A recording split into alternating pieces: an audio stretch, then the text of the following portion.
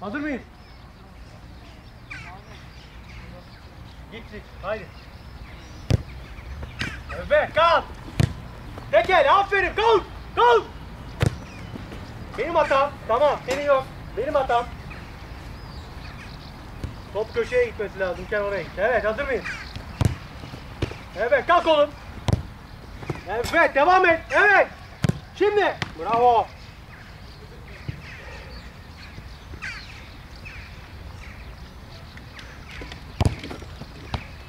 Bir dakika, ver topu. Tekrar pozisyon al. Köşeye gitmemesi lazım.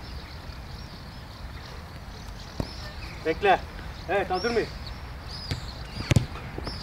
Evet. Uzan. Evet oğlum, ters dönme. Erkan, dağıldın ya. Ters döndün. Ters el yapmadın. Haydi, bu güzel olsun artık. Haydi. Evet.